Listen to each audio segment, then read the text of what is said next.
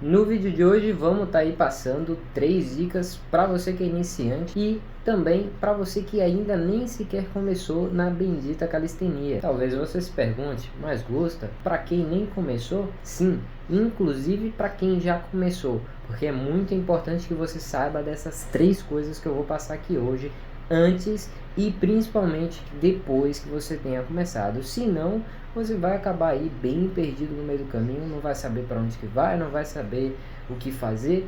Então é meio complicado se você não souber dessas 3 coisas que eu vou falar no vídeo de hoje. Então fica ligado, se inscreve no canal, curte, comenta, compartilha com seu amigo que gosta de calistenia e seja muito bem-vindo ao nosso canal.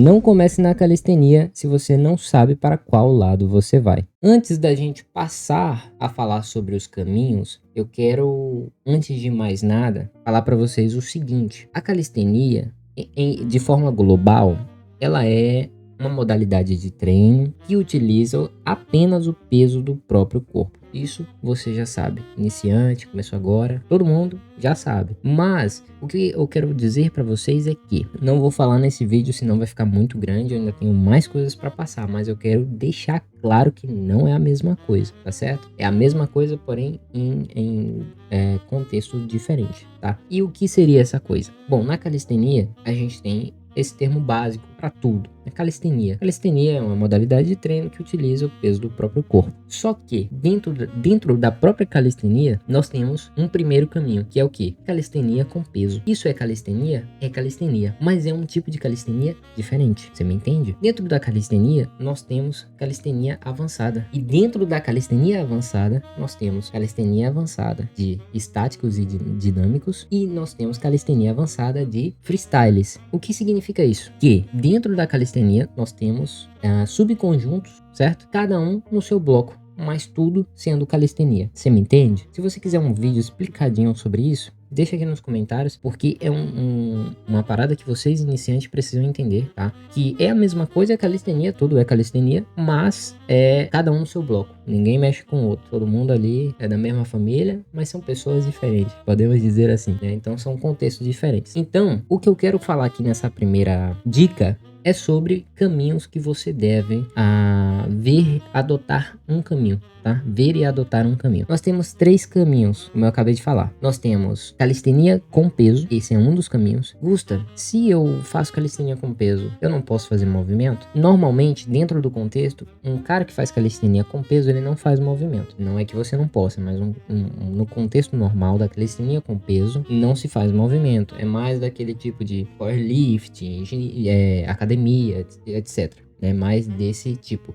O cara vai fazer uma dip, mas ele vai fazer uma dip com 60 quilos, você me entende? Vai fazer uma flexão, mas ele vai colocar ali 100 quilos, sabe? Você me entende? E isso é calistenia com peso. Então, aí não cabe bem uma planche, um front lever, é um contexto diferente, tá? Não significa que você não pode. E, inclusive, claro, a gente vê diversos atletas utilizando peso para melhorar o movimento, mas aí é um outro contexto diferente também. Nós temos o segundo caminho, que é a calistenia avançada de estáticos e dinâmicos. O que isso significa? Calistenia avançada para movimentos estáticos e dinâmicos. Em movimentos dinâmicos, nós temos muscle up, temos o EFESC, por exemplo, e vários outros, tá certo? Nos estáticos, nós temos front lever e planche, né?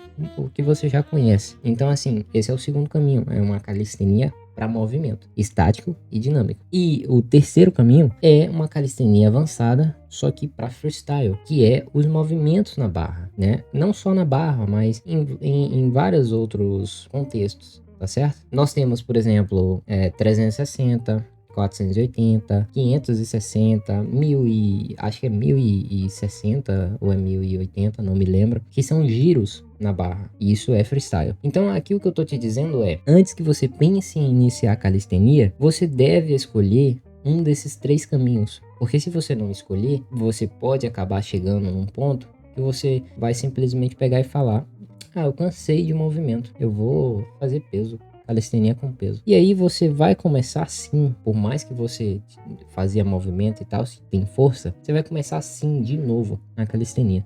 Vai começar de um ponto supostamente 1.0. Então você vai começar ali numa certa quantidade de peso e vai subindo.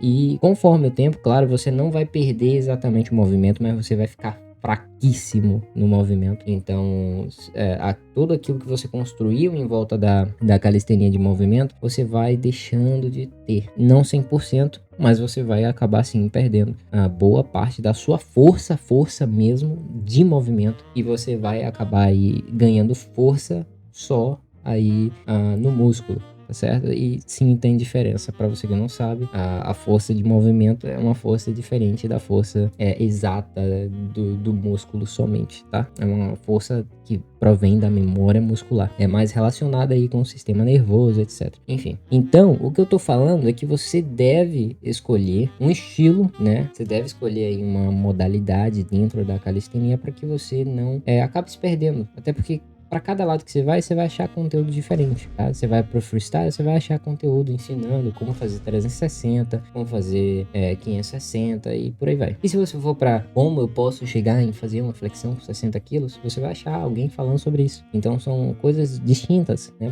Porém na mesma classe, calistenia. E você também tem o estáticos e dinâmicos. Então você vai ter aí pessoas falando sobre planche, sobre front lever, e etc. Eu espero que vocês tenham entendido essa primeira parte. Eu sei que ficou grande essa primeira dica, mas é importante, tá? Eu não queria que ficasse muito grande, mas é importante que vocês entendam isso aqui, porque isso aqui vai salvar a vida de muita gente, tá? E não esqueça, eu não tô dizendo que você não pode fazer um ou outro, você não pode fazer os dois, você pode, mas primeiro você deve começar em um e depois você mescla com outro, tá? Você não deixa de fazer, você não troca, você mescla, entendeu? E aí sim você vai ganhando aquela bagagem da calistenia, beleza?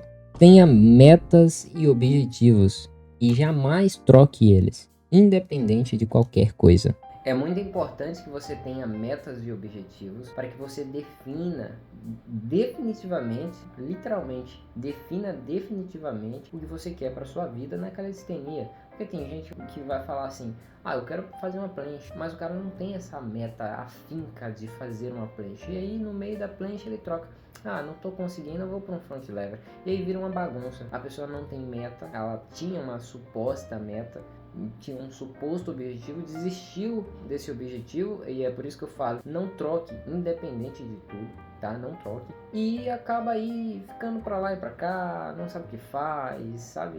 Vira uma bagunça completa. Então assim, tenha metas, tenha objetivos e não troque. Quando eu comecei na calistenia, vou contar um pouco aqui pra vocês, eu vi a plancha e eu falei, eu vou fazer isso. Eu, desde o primeiro tempo, eu botei, desde o primeiro segundo que eu bati o olho na plancha, eu falei, vou fazer isso. E não tem quem me impeça. Eu vou fazer e acabou. E não tinha essa de, será que eu vou conseguir? Será que eu não vou conseguir? Não, era eu vou fazer isso. E ponto final, entendeu? Então, eu consegui fazer isso, né? Eu batalhei e lutei, perdi a planche, peguei a planche várias e várias vezes. Então, posso falar muito bem pra vocês o que eu fiz de errado, o que eu fiz de certo, porque eu perdi muitas vezes a planche. E, no final das contas, aqui tô eu com a planche. Por quê? Porque eu falei e disse, eu vou fazer isso. Então assim, tenha metas e objetivos, seja firme na sua palavra, não troque os objetivos. Jamais, mesmo que esteja difícil. Quantas vezes eu pensei em desistir, mas eu nunca pensei, será que eu vou conseguir fazer? Não era será que eu vou conseguir fazer. Não existe será se eu vou conseguir. Ou você consegue, ou você não consegue, entendeu? Defina o quanto isso significa para você ou sofra as consequências. Eu vejo muito lá fora alguns vídeos do tipo, você perde 1 ano e meio para simplesmente fazer uma planche. Você perde 1 ano e meio simplesmente para você fazer um front lever. Eu perdi 6 meses só para fazer uma handstand. E assim, você vê que essas pessoas, elas utilizam o termo perde. Ou seja, o que isso significa para elas? O que a calistenia significa para elas?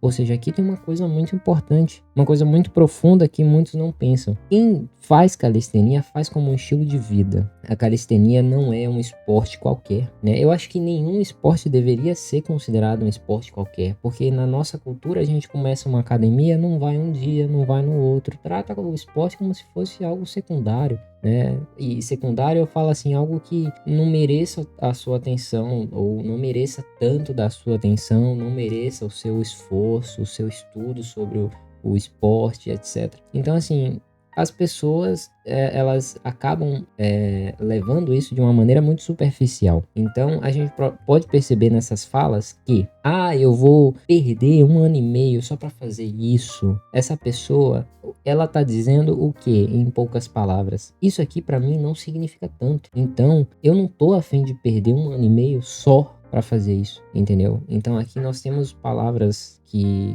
dão ênfase, que é só e perder, né? São duas palavras que a pessoa tá claramente jogando na sua cara e falando que ela não tá nem aí para aquilo, ela não quer perder o tempo dela, ou seja, isso significa muito pouco para ela, é irrelevante para ela na realidade, e que ela não quer gastar o mais precioso dela, que é o tempo, fazendo só aquilo. Só bota o esporte, né, seja uma corrida, seja uma calistenia, uma academia, numa posição tão irrelevante e inferior quanto as outras coisas na vida da pessoa, entendeu? Que você consegue perceber que a pessoa, aquilo para ela não significa nada, resumidamente. Então tratam o esporte como algo completamente secundário. E então o que eu tô aqui para falar para você é: defina o quanto a calistenia significa para você, ou sofra as consequências. Como assim sofra as consequências? Essas pessoas que ficam falando que vai perder tanto tempo, X tempo para fazer tal coisa, elas não